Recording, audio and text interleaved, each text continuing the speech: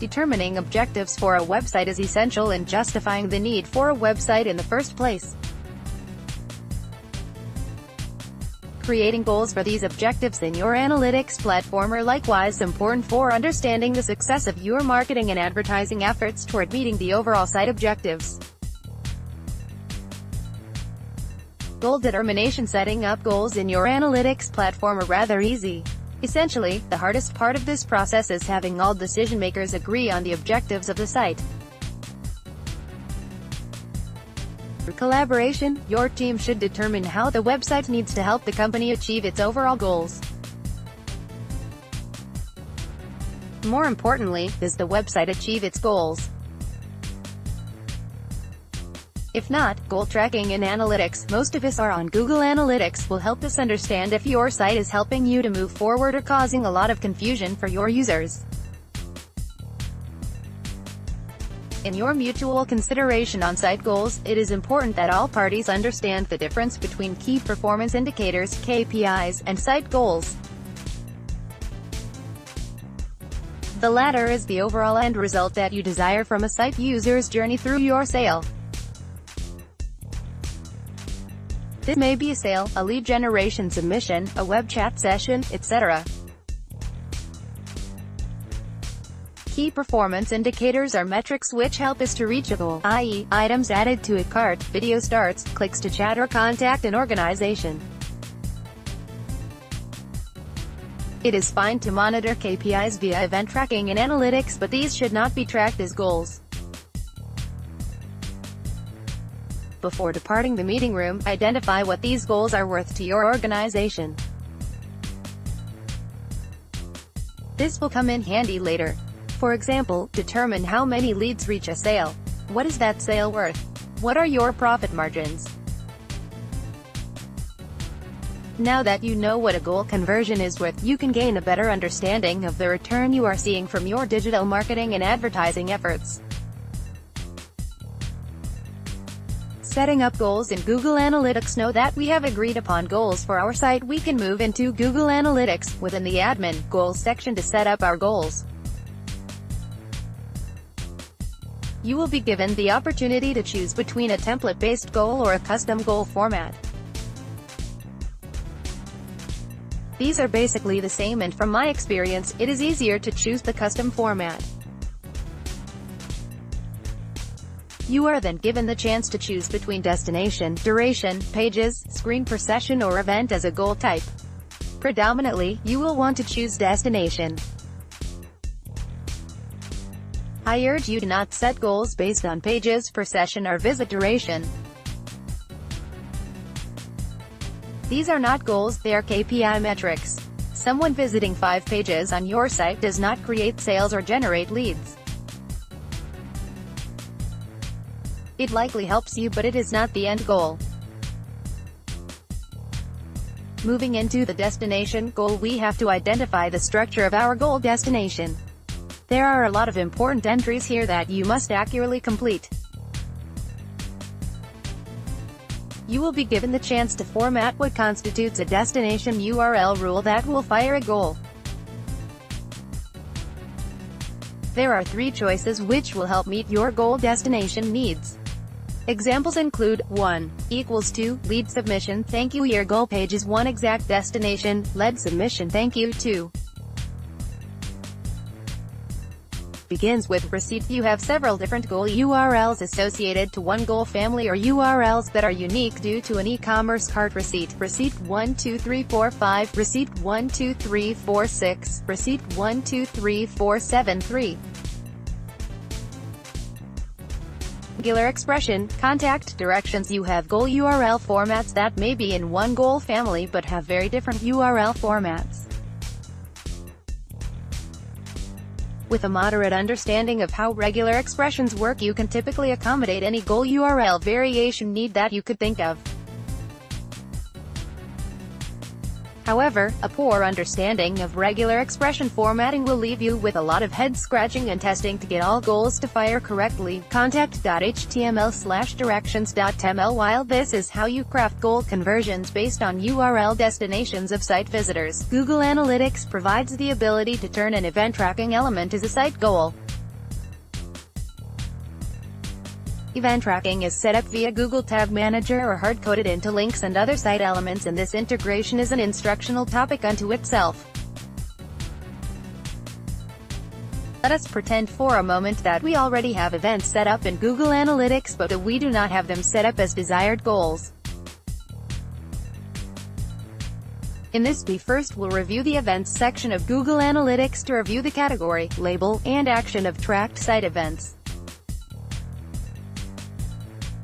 Back in the new goal configuration, we can now append the event category, label or action of our desired goal through the restriction of equals to, begins with, or regular expression. You can add the exact category, label, or action for your specific goal, but often adding the exact category will do. For my example, I want to track when users are clicking on the phone icon from the website to call the company. In this, the category has several labels, as there are labels for each page a user was on when clicking the phone icon to call. This is why I am only placing the event category as the event identifier for the goal. Regardless of goal type, once you have identified your goal location or event rule, you have the ability to place a value for your goal. Have you determined what goals are worth to your organization? This can place monetary values alongside your channel and page-level site analytics to add flavor in showing how well certain site sections or delivery channels are driving goal acquisition on your site. Adding funnels can be beneficial for those who want to be able to see visitor drop-off from previous steps in the goal funnel. Additionally, this can be a foolproof way to ensure your goal tracking is clean. For instance, if your goal thank you pages are accidentally indexed in search engines, then you may see these thank you pages as landing pages, instantly showing that something is wrong as they did not fill a form out first. Having a funnel in place ensures, in this example, that a goal converter has to have traveled through the form page before reaching the form submission thank you page. You are close to creating a goal, but we need to verify that these destination page or event rules have fired recently in the last week. If you are seeing 0% for goal activity in the last week per your setup goal rules, then you likely have not correctly configured the goal. This is often due to faulty regular expressions. If you see an outrageous rate of 20% or more, your goal configuration is likely too loose and you are collecting non-goal pages or events with the goal. That's where you have the most successful goal-generating site ever, and please teach us how to do this. Congratulations, you have now set up a Google Analytics goal properly. Now, follow these 7 tips to help you get the most of your goal tracking ability. Point 7 Google Analytics goal tracking tips to get ahead. 1. Use real-time analytics to test your goals. Day you have a lack of confidence in your goal tracking setup, even though you verified your goal in initial setup. Completing a goal action on the site and then immediately reviewing real-time reporting will show you if your goals are firing appropriately. Your goal conversion will not show up in real-time reporting if you filter your company site traffic. Make sure you are working within an unfiltered analytics property. Point 2. Monitor your goal URLs. This is the surefire way to understand if you are tracking only the true goal URLs or if you are accidentally recording non-goal URL page views as goals. Point 3. Filter landing page views to goal URLs to assess tracking inaccuracy, and including a robots meta tag or excluding goal URLs can leave these pages indexed in search engines and appear as goal conversions when they are really confused site visitor entrances. Point 4.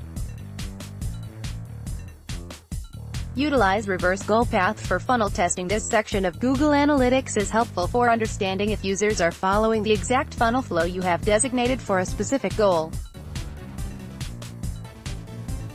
Also, assigning a funnel to an existing goal will help you understand the common pathways to a goal that should ideally be funnel steps. Point 5. Use Peruse. Often users do not re-enter the site via the same channel. Where you saw a visitor entering the site from Facebook the other day may also see them returning through Google today before they become a conversion. Custom modeling attribution allows you to assign values to multiple channel touchpoints in a multi-visit conversion funnel versus simply crediting the last touchpoint by default. Point 6. Set up goal alerts. Google Analytics provides the ability to set up goal alerts, e.g., specific goal percentage increase, decrease in comparison to another time point. These can either make your day or ruin it. Either way, you will be glad you were tipped off to a conversion success or emergency. Point 7. Play with your data. Having goals configured allow you to slice and dice data in ways that help you understand what your users are doing on the site. It will also help you to strategize conversion rate optimization needs and usability issues that may exist on the site. For example, advanced segments provide the ability to segment analytical data for those who convert into specific goals, all goals, or those who do not convert. This can help to understand user flow differences between converters and non-converters. Beyond this, review how goal data differs between device types, channels, landing pages, demographics, and much more.